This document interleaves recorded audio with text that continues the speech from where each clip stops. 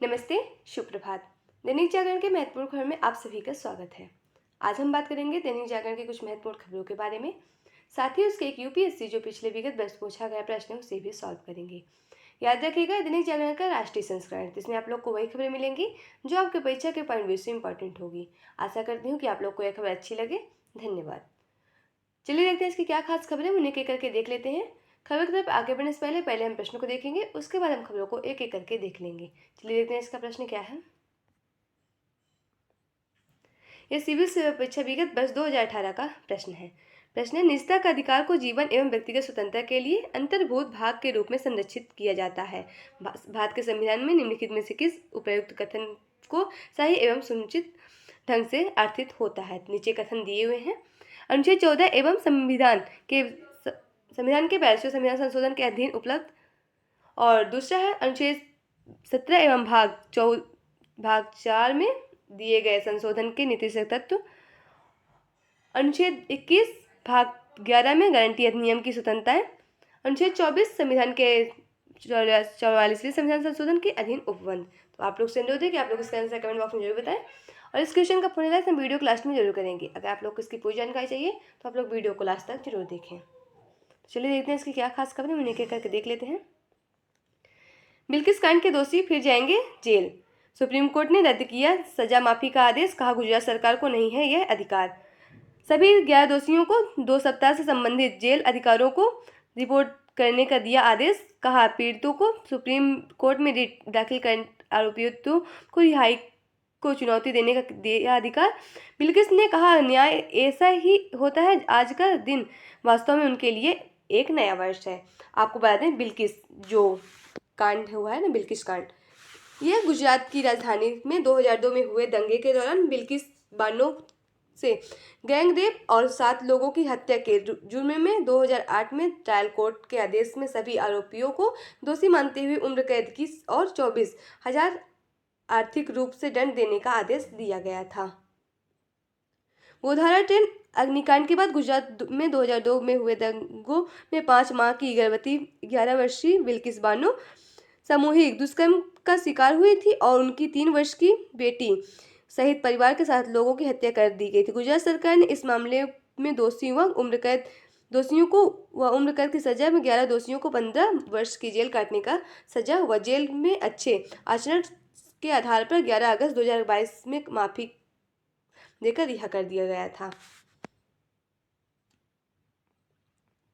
PM के अपमान पर मालदीव दे रहा है सफाई पर सफाई। पीएम मोदी के अपमान मामले में मालदीव के राजदूत किए गए तलब। विदेश मंत्रालय ने दर्ज कराई कड़ी आपत्ति का माले में हुई बैठक। माले आपको बता दें मालदीव की राजधानी। मोदी पर टिप्पणी करने वाले मंत्री पहले ही निलंबित किए जा चुके हैं। मालदीव की पूर्व विदेश मंत्री मरियम दीदी भी भारत के पक्ष पे आई हैं। आपको बता दें, जो अभी लक्षद्वीप और मालदीव को जो चल रहा है ना विवाद, उसकी बात करें तो 4 जनवरी को पीएम नरेंद्र मोदी लक्षद्वीप गए थे, जहां उन्होंने अपने लक्षद्वीप के अनुभव को एक्स पर पोस्ट करते हुए कहा कि अगर कोई रोमांचकारी अनुभव प्राप्त करना चाहता है तो उनकी सूची में लक्षद्वीप जरूर होना चाहिए। उन्होंने मालदीव का नाम भी नहीं लिया था। इसी कारण मालदीव में जो कुछ मंत्री थे उन्होंने प्रधानमंत्री पे आरोप, मतलब जो भी कह सकते हैं, आरोप लगाते हुए कहा कि जो अपमान किया है प्रधानमंत्री नरेंद्र मोदी, कहा कि मालदीव की बराबरी नहीं कर सकता है लक्षद्वीप। उसी पे ये मामला चल रहा है। इस टिप्पणी पे जो भारत की कुछ हस्तियां हैं उन्होंने भी विरोध किया कि हमारे देश में ऐसी व्यवस्था है कि कुछ लोगों ने जो मालदीव की होटल में बुकिंग कराई थी और हवाई टिकटें भी अपनी कैंसिल कर दी हैं।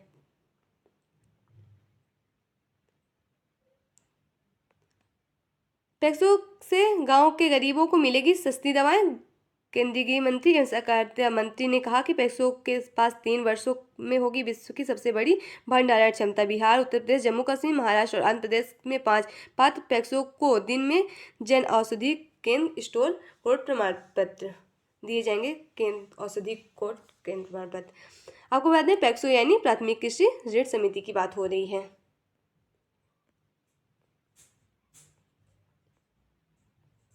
गैर संचारी रोगों से निपटना बड़ी चुनौती है, ये हमारे स्वास्थ्य मंत्री डॉक्टर मनसुख मंडाविया जी कह रहे हैं। स्वास्थ्य मंत्री ने कहा कि भारत में गैर संचारी रोग से होती है 63% लोगों की मृत्यु।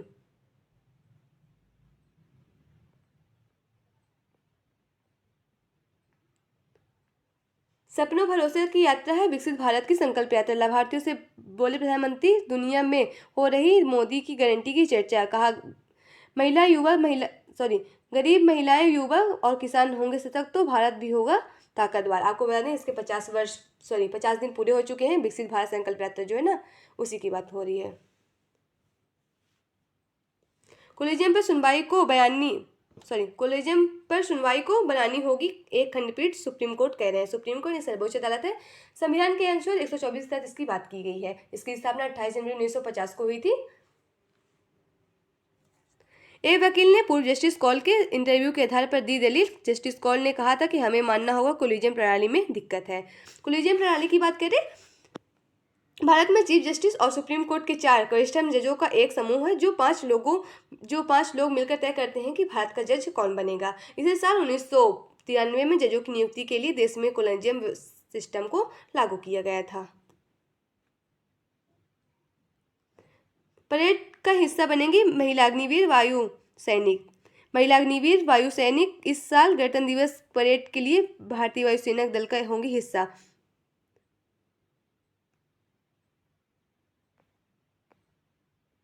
यहाँ आप लोगों को राजनीति से जुड़ी खबरें मिलेंगी। अब देख रहे हैं ना 2024 में होने वाले लोकसभा का चुनाव, तो उसी की में गठबंधन हो रहे हैं कुछ पार्टियों में, और कुछ पार्टी अपनी सरकार पे मतलब लोगों को वादा कर रही है कि मेरी सरकार आएगी तो हम ये करेंगे वो करेंगे। देख रहे हैं कि क्या चल रहा है इस समय। आप लोग बस इतना याद रखिएगा कि चुनाव कराता कौन है, और आप लोग को पता ही होगा कि ये चुनाव भारतीय निर्वाचन आयोग यानी इलेक्शन कमीशन ऑफ इंडिया के तहत कराया जाता है। तो आप लोग जो आपके परीक्षा के पॉइंट व्यू से इंपॉर्टेंट हो वही बस याद करिए, क्योंकि आप लोग राजनीति की खबरों में ज़्यादा मत पढ़िए, क्योंकि वो आपके परीक्षा के पॉइंट व्यू से उतना इंपॉर्टेंट नहीं होता है।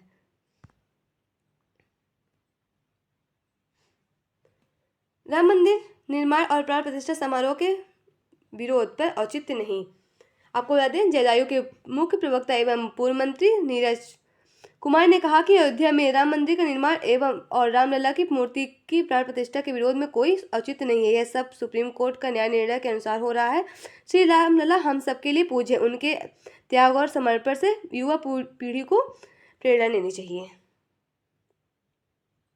बिल्किस मामले में सुप्रीम कोर्ट के फैसले ने दिखाया अपराधियों का संरक्षक कौन है, यह राहुल कह रहे हैं। कांग्रेस नेता ने कहा, चुनावी लाभ के लिए न्याय की हत्या करने की प्रवृत्ति लोकतंत्र के लिए खतरनाक हो सकती है साबित।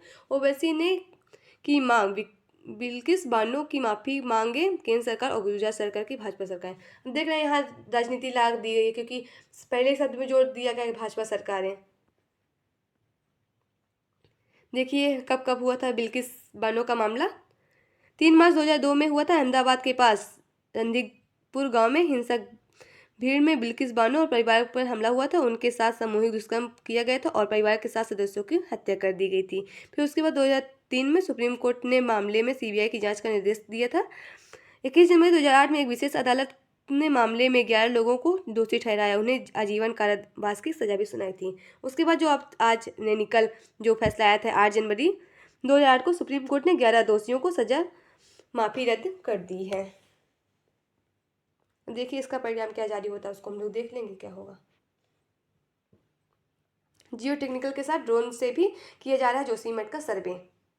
जोशीमठ के पुनर्निर्माण को कार्ययोजना बनाने में अहम साबित हो सकती है रोड मैपिंग।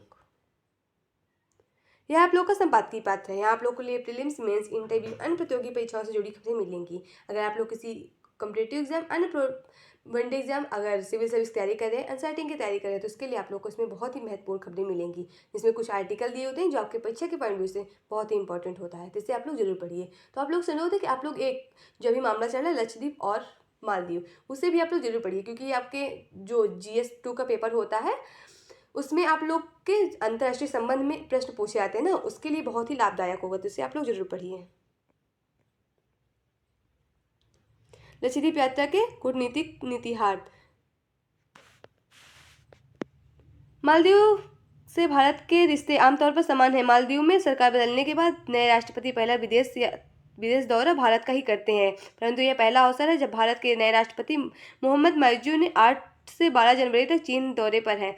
इससे पहले उन्होंने सरकार के आते ही पहला दौरा तुर्की का किया था। इसी बीच प्रधानमंत्री नरेंद्र मोदी ने लक्षद्वीप में हालिया यात्रा के मालदीव के संदर्भ में एक नया विमर्श गढ़ा है, जिसके एक नई हलचल उत्पन्न हुई है। अब देख रहे हैं ना वही जो मामला चल रहा है।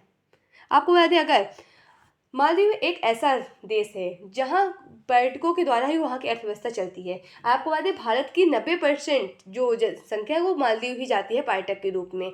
तो अगर वो वहाँ नहीं जाएगी, वो अगर वहाँ से जाने से इनकार कर देगी तो वहाँ की अर्थव्यवस्था चौपट हो सकती है।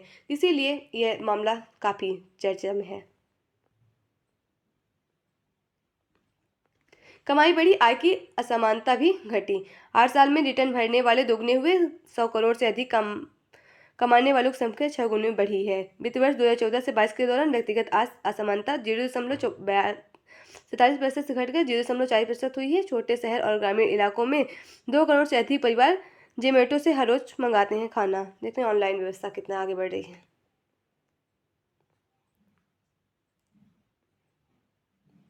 यहाँ आप लोग को अंतर्राष्ट्रीय से जुड़ी खबरें मिलेंगी। बांग्लादेश में शेख हसीना की पार्टी को मिली 222 सीटें। शेख हसीना ने लगातार चौथी बार आम चुनाव में जीत हासिल की है। भारत के साथ मजबूत होंगे बांग्लादेश के रिश्ते। पीएम नरेंद्र मोदी ने फोन पर पीएम शेख हसीना को दी बधाई। बांग्लादेश की पीएम जल्द कर सकती है भारत का दौरा।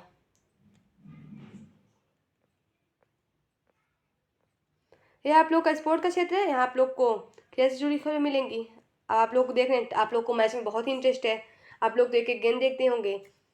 अब देख रहे हैं ना, होने वाला है 3 जून से 2024 का टेस्ट मैच, T20 मैच, उसी की तैयारी चल रही है। और आपको बता दें, इसकी मेजबानी संयुक्त राज्य अमेरिका और सह मेजबानी में वेस्ट इंडीज है। यहाँ भी आपको परीक्षा के पॉइंट व्यू से जनरल नॉलेज से जुड़ी खबरें मिलेंगी, तो इसे आप लोग जरूर पढ़िए।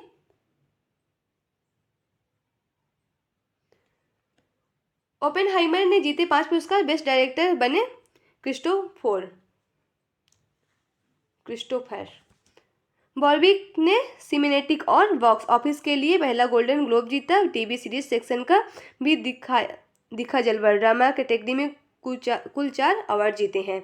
ये जो ओपेनहाइमर मूवी आई है ना, उसी की बात हो रही है। यह नए साल की शुरुआत के साथ पहला अंतर्राष्ट्रीय पुरस्कार कार्यक्रम का शानदार आगाज हुआ। गोल्डन ग्लोबल अवार्ड के क्रिस्टोफर नोलन को ओपेनहाइमर में बाजी मारी। इस बेस्ट एक्टर, बेस्ट डायरेक्टर और बेस्ट फिल्म सहित कुल 5 पुरस्कार जीते हैं। बिजली ग्रिड को फेल नहीं होने देगा डिवाइस। आईआईटी कानपुर ने तैयार किए 5G आधारित स्वदेशी उपकरण, साइबर हमले में भी होंगे नाकाम। बिजली में अचानक लोड बढ़ने और घटने की निगरानी को करेगा नियंत्रण। आपको बता दें, नई तकनीक का प्रयोग हुआ, उसी की बात हो रही है। यहाँ आप लोग को मूवी से जुड़ी खबरें मिल जाएंगी। अगर आप लोग को इंटरेस्ट हो तो पढ़िए, ना हो तो कोई बात ही नहीं। तो आज की खबरें समाप्त होती है। आशा करती हूँ कि आप लोग को यह खबर अच्छी लगे। अगर खबर अच्छी लगे तो कृपया चैनल को लाइक शेयर सब्सक्राइब जरूर करें। अगर आप लोग के पास कोई सुझाव है तो भी आप लोग हमसे साझा कर सकते हैं। चलिए प्रश्न की ओर बढ़ते हैं। प्रश्न का विश्लेषण देखते हैं। आज का प्रश्न था, निजता का अधिकार को जीवंत एवं व्यक्तिगत स्वतंत्रता के अधिकार के अंतर्भूत भाग के रूप में संरक्षित किया जाता है। भारत के संविधान में निम्नलिखित में से किस के उपयुक्त कथन को सही एवं समुचित ढंग से अर्थित होता है? इसका सही जवाब होगा ऑप्शन सी, यानी अनुच्छेद 21 एवं भाग 30 में गारंटी की गई स्वतंत्रताएं। आपको चलिए इसका विश्लेषण बताते हैं। निजता का अधिकार को अनुच्छेद 21 के अनुच्छेद एवं भारतीय संविधान के भाग 3 में गारंटीकृत स्वतंत्रता के तहत जीवन एवं व्यक्तिगत स्वतंत्रता का अधिकार को अंतर्मुक्त भाग के रूप में संरक्षित किया गया है। न्यायमूर्ति के.एस. पुट्टास्वामी बनाम भारत संघ मामलों में निजता के अधिकार को सर्वोच्च न्यायालय द्वारा मौलिक अधिकार के रूप में घोषित किया गया है। तो आशा करती हूँ कि आप लोग को यह खबर अच्छी लगे। आज की खबरें समाप्त होती हैं। धन्यवाद।